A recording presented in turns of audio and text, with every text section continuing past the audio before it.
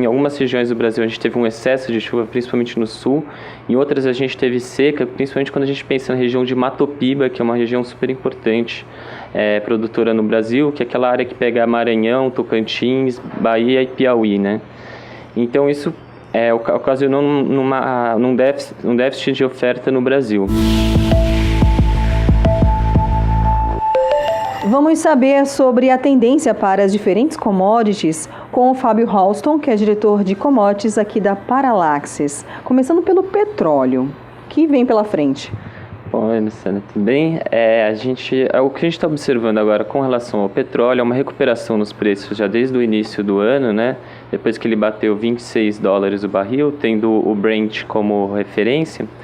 Agora a gente já está num patamar aí de $50 o barril, o que já está trazendo um alívio até para os países produtores, né? O que está trazendo essa tendência?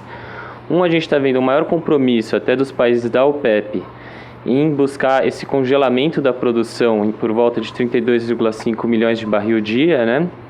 Então isso já mostra para o mercado que talvez essa super oferta que a gente estava tendo, ela talvez já esteja numa situação mais controlada agora e que vai ter um melhor equilíbrio na relação entre demanda e oferta, né?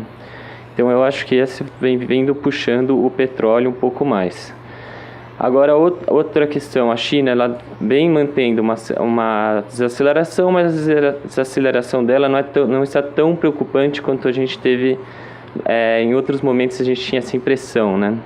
Então, por exemplo, já pulando um pouquinho para os metais e depois emendando com o petróleo, quando a China começou a desacelerar, a gente viu, por exemplo, o minério de ferro caindo de 140 para a casa dos 50 agora, né? Então, isso veio, mesmo passou com alumínio, com o cobre, então isso a gente observou uma forte desaceleração nos preços das commodities metálicas e energéticas, que são essas commodities que estão relacionadas com o crescimento industrial global, né? Além disso, a gente teve no passado já uma questão daquela crise da Grécia, crise na zona do euro. Agora a gente tem a questão do Brexit também, que pode causar algum impacto ainda no preço das commodities. E, é claro, a gente tem a questão dos Estados Unidos, que todas essas commodities que a gente está falando são cotadas em dólar. A gente tem que sempre pensar que uma valorização ou uma desvalorização da moeda americana, ela tende a trazer uma alta ou uma queda nos preços, né? Porque quando o dólar ele tem uma desvalorização, ou seja, ele fica mais barato para os outros países, para investidores dos outros países comprarem a commodity, né? Como o minério de ferro, o petróleo e etc. Então, o preço da commodity petróleo dita tendência para outras commodities, é isso? Sim, o petróleo normalmente, quando a gente pensa em commodities energéticas e metálicas, o petróleo normalmente ele traz uma tendência sim. Isso acontece porque, normalmente, quando o investidor ele vai comprar até numa própria cesta de produtos, né, uma valorização, uma desvalorização no preço do petróleo, ele aumenta e diminui a cesta de produto que impacta no preço das outras commodities, como o cobre e o alumínio. Então, sim, o petróleo, normalmente, quando você tem uma valorização no preço do petróleo, você tem uma alta também nos preços das outras commodities metálicas. Então, com essa retomada, agora voltando para o petróleo, essa retomada nos preços do petróleo, a nossa projeção está numa variação para o ano que vem aí de entre 50 e 60 dólares o barril, né? Então, eu acho que isso vai trazer uma elevação também para o preço do alumínio, que também já está subindo, e para o preço do cobre, que está subindo um pouco menos do que o alumínio, mas ele também vem subindo, e para o próprio minério de ferro também, que já voltou a recuperar esse ano, né? Há uma previsão da importância do petróleo no mundo como matriz energética? Bom, o petróleo é, obviamente, uma das principais matrizes energéticas do mundo, não só com relação à energia, também como ele também é uma importante matéria-prima para fertilizante e outras coisas, né? Mas sim, o petróleo, na minha opinião, ele ainda mantém como uma matriz energética por um bom tempo. Mesmo essas mudanças, por exemplo, com biocombustível ou até esse carro movido a eletricidade, eles ainda tendem a demorar um tempo ainda para alcançar esse mercado, para substituir completamente o petróleo Então, sim, o petróleo ele ainda se mantém como matriz energética. E o minério de ferro, que tanto nos interessa aqui para as exportações? Bom, o minério de ferro, a gente teve uma superprodução, principalmente pegando quando a gente pensa em Brasil e Austrália, né, que são os dois principais países produtores. E por um lado você tinha a China, que é que foi um consumidor importantíssimo e ainda é, né? A China, principalmente quando a gente pensa em metais, a China consome quase metade dos metais do mundo. A China construiu cidade que ninguém nunca morou, teve cidade fantasma, teve alto nível de infraestrutura. E agora com essa mudança que o pessoal fala de que ele está saindo em crescimento com base em investimento para um crescimento com base em consumo, a China ela tende a crescer a taxas menores e isso vai afetar o consumo de minério de ferro, que é matéria-prima para você fazer investimento, né? Para você criar infraestrutura, logística, por exemplo, linha de trem, casa. Então eu acredito que com relação à superoferta de minério de ferro, a gente vai ter que diminuir um pouco talvez a produção, segurar mais para compensar esse consumo chinês que vai ser deficitário. Alguma questão que pode favorecer é caso o mundo dê uma recuperada no crescimento global, isso por exemplo na Europa, Estados Unidos, e a gente consiga exportar mais para lá. Outras commodities metálicas? Bom, outras commodities metálicas a gente poderia pensar no chumbo, né, também, que é principalmente para bateria, que também está tendo uma recuperação interessante. E eles também tiveram uma adaptação muito forte com relação à questão da oferta de chumbo. As minas diminuíram bastante a produção, as minas de chumbo e níquel, né, diminuíram bastante a produção e isso valorizou o preço de novo desse metal. E Fábio, as commodities agrícolas?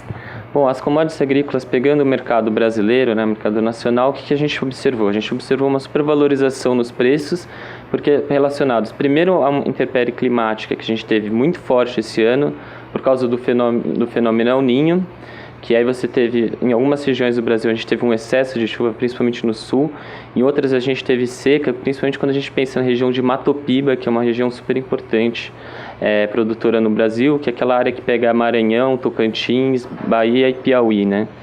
Então isso ocasionou num déficit de oferta no Brasil.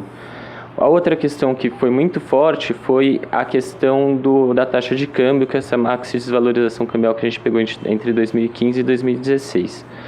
Bom, pegando especificamente no caso do açúcar, outra coisa que afetou muito é que a gente não tem açúcar no mundo o suficiente esse ano.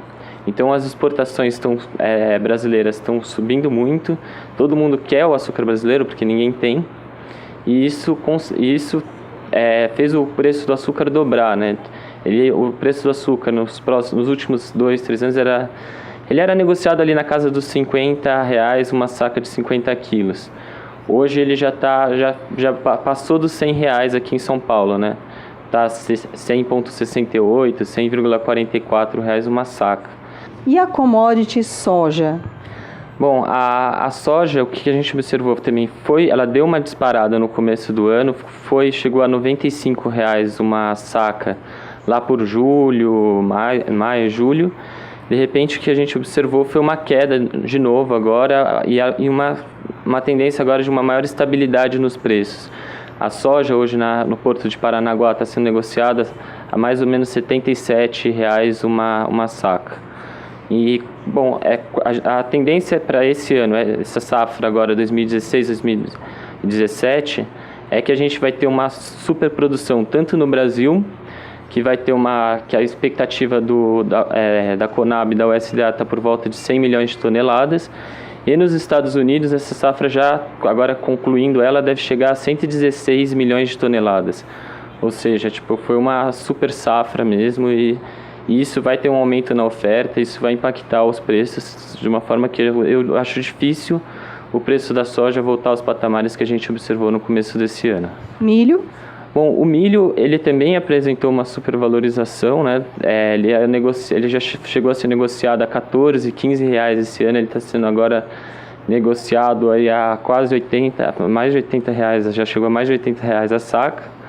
Ou seja, e o milho ele é principal insumo para praticamente todos insumos pecuários, né? Por exemplo, ração, ela é feita com base no milho, e esse ano a gente teve uma falta de milho no Brasil, faltou milho, então o preço ficou muito alto, o custo de produção de animais, por exemplo, frango, suíno, ficou muito alto, a gente teve uma retração na margem dos pecuaristas e dos frigoríficos, então foi um ano bem preocupante. Agora, a tendência esse ano a gente vai ter um ganho de produtividade, a tendência é ter um clima mais ameno esse ano, e com isso a produção do Brasil voltar a se recuperar, principalmente no milho safrinha, que é esse milho que é chamado a segunda safra, né?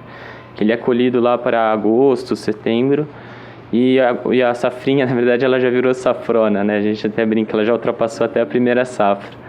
Então eu acho que isso deve ser uma tendência de uma maior estabilidade nos preços do milho para esse ano e, consequentemente, uma redução nos custos da produção animal, né? O que é uma excelente notícia para o pecuarista. Fábio, muito obrigada pela sua entrevista aqui para a Educascope TV, com todo esse detalhamento sobre cada uma das commodities. Realmente é um importante serviço para o público. Muito obrigada. De nada, que isso. Luciane Miranda para a Educascope TV.